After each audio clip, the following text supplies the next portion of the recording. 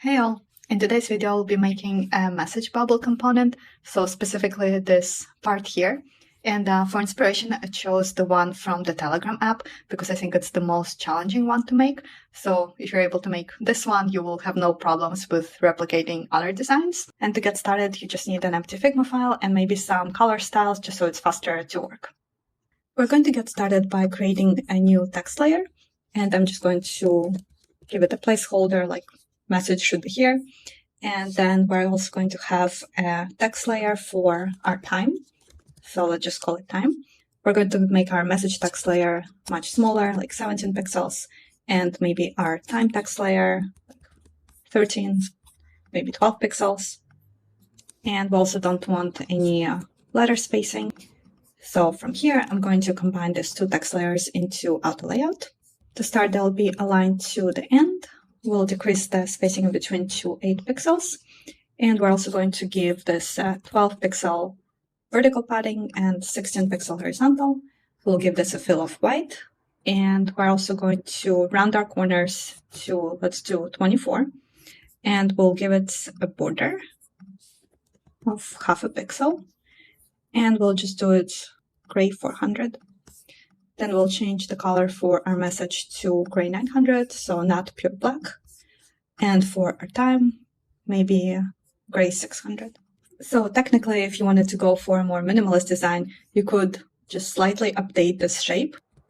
Let's say make a bottom corner a smaller border radius to signify which direction it's coming from. So I've seen designs like that. But because we're going for a more challenging version, we are not going to do that, and we'll create our own custom arrow thing instead.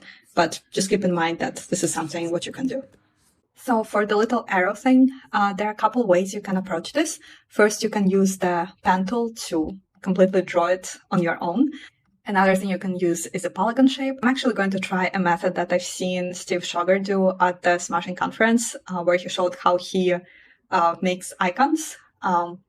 So I don't think that talk is online yet publicly, but I'm just gonna try it out and we'll see how it goes. And I guess the gist is that you are using a bunch of ellipses to get intersection or subtraction of the shape that you want. Anyway, so what I'm gonna do, let me actually decrease the opacity on this one. We'll do one circle, then I'll copy this one. And I guess my first goal is to try to get something kind of like a half moonish, so like this shape here.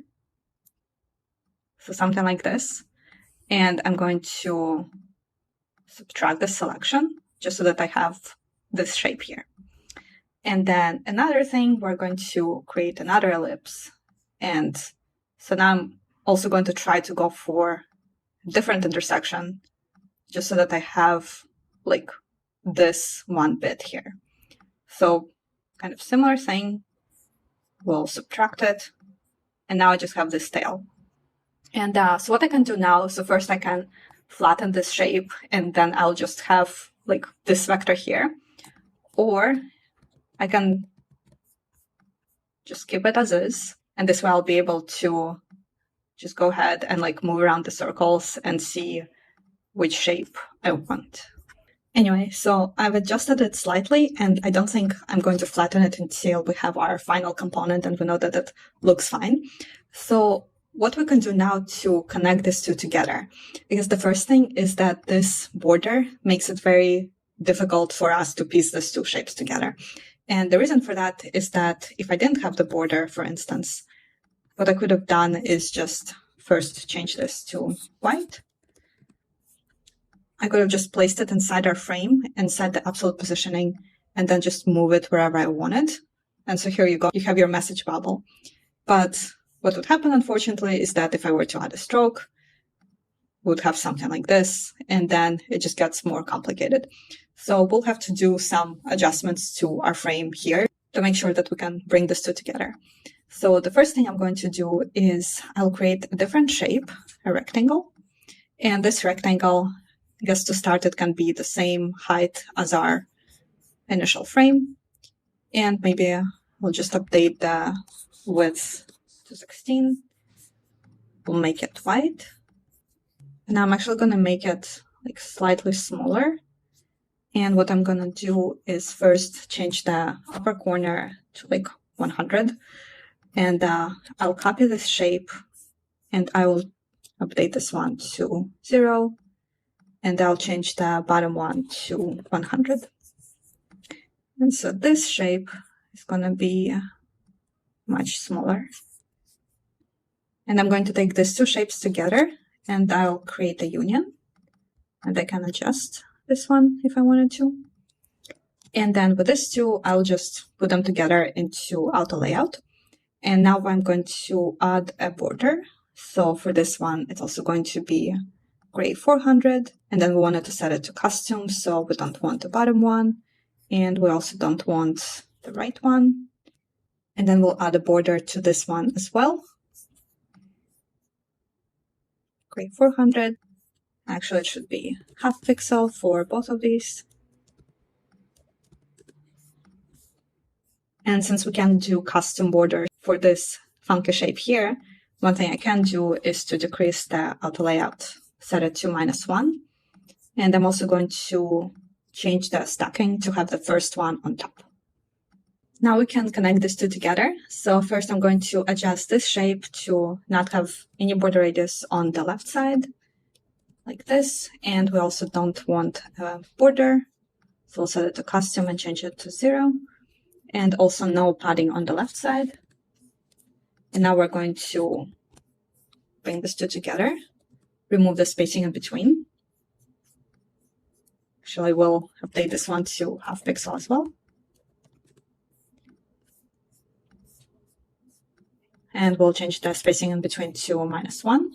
And one thing we want to do for this auto layout frame, we want to set it to fill the container. And then just for this top piece here, we'll want to do the same thing. So now if I were to add more text, let's say like this just resizes nicely with the amount of text content here. One small change I'll make to the text layer is I noticed that I had the default line height set to 150%. I'll just change it to auto. And a couple naming things, we can maybe update this one, this frames, and call it tail. And this one, maybe like message content. And then I think at this point we should be good with turning this one into a component, and we can call it a chat bubble. And our first property we can do is we can select our very tail here, and we're going to go to layer and call it, let's call it like last message, and set the value to true. So now if we grab an instance of this and we turn it off, the tail disappears. So if you had something like multiple messages incoming, you would just have the tail on the very last one, but then the two preceding it would not have a tail. All right, we're going to delete these ones. And for this one, we'll set it back to message here. A couple things we want to do to this time text layer here. So we might have a timestamp of when the message was sent, but we also may want to include an icon here. So what I'm going to do is, just for now, I will wrap it into its own auto layout frame for when we want to add an icon for other variants of the chat bubble. And we'll set the potential space in between to 4. We can always adjust that later. So one thing that we want to keep in mind is that we might get a message that has a lot of like text. And if that happens, so what would happen now with our default component here, it would just keep on growing unless we forced line breaks. But ideally what we want to do is that as you type, it just kind of wraps to the second line if it needs to be. So what we can do is we can create a different variant. And for this variant, we'll adjust it so that you can wrap to multiple lines. So what I'm going to do is I'll select this text layer and I'll set it to fixed width. And maybe we'll do something like 360. I'm also going to set auto layout to our component set. Again, just so it's easier to work with, like this. And the very last thing that we can do is, this is actually what Telegram does. When we do have lots of text content, we're just going to update this auto layout from horizontal to vertical. And for our time thing here, we're going to set it to fill the container, and we'll align it to the end. Lastly, we're going to change our property name to multiple lines. And our first one is a no, and our second one is yes. So now if I were to grab an instance of this one, and I'm just going to copy and paste this multiple times without hitting an enter, it's just going to wrap down to the next line. And then to be safe for this multiple lines one here, I'm going to change the alignment to the top just to reset it back to the default. Our next two variants are going to be for the outgoing message. So here we have this like default white ones, which is like if you get a message. Now we also need to make the ones for when you send a message. So first I'm going to create a new variant property. And this one is going to be, we can call it view. And the default is going to be incoming. And now we'll copy, paste, and our other one is outgoing. And for the outgoing one, we're just going to update the fill, and we'll change it to, I have this like random one of Telegram green color, so we'll change it to that. And then we can also update our time to this dark green. The next piece is for our outgoing messages. We want to have an icon, one that shows that the message has been sent, and then another one for when the message had also been read. So I'm going to go to phosphor icons, and I'll just search for a check. And then this one is going to be for when the message has been sent. I'm just going to copy it and place it in here. And then I'm also going to grab two checks. And this one is for when the message has been read. I'm going to update the size of this to be smaller, like 16. And then I'll rename this one to sent, this one to read. And then the sent one could be, we'll just make it gray. And then the red one could be 700. And then I'm going to turn them into their own small components and group them together and just call this group status icon. And I'll just grab an instance and we're going to place it right inside this auto layout frame that we made together with the time text layer. And we'll do it here as well.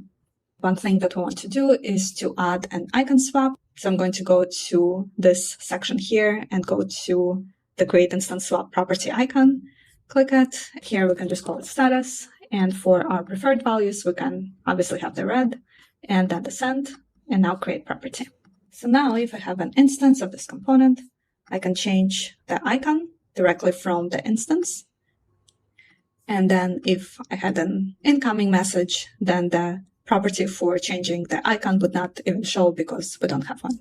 Very important thing we need to do for our outgoing messages is to actually adjust this tail to be on the other side. So what I'm going to do is bring this two over to the right. And the first thing, we're going to take this message content pieces here, and we're going to change the border radius, set this corners to 0. Then we'll need to update the padding to be 16 on the left and 0 on the right. Then we'll also want to update the border like this. And now we're going to, for this two, we're going to flip them horizontally. And one thing that we'll want to do here is to hide this line. We're going to change the stacking to first on top. And now we have our updated tails. The last couple kind of convenience properties that we can do are the text ones. So I selected all of our message text layers, and I'm going to create a content property. We can just call it message and create property. So now if I have an instance, I can obviously change the text directly from the canvas, or if I'm already updating some properties here, I can just do it from the property panel. We can do the same thing for our timestamp. So we'll select them and go to content, create property. This one we'll call time. That's about it for just this message component here. So I think in the next video, which will most likely be much smaller, I'm just going to show how you can put this message components into an actual chat form, something that you can scroll like this. It's going to be a very simple, very short video. I am going to link the whole file that contains both the message component and this part here in the description of this video. So if you wanted to take a peek, you can. Otherwise, I'll see you in the next video. Bye-bye.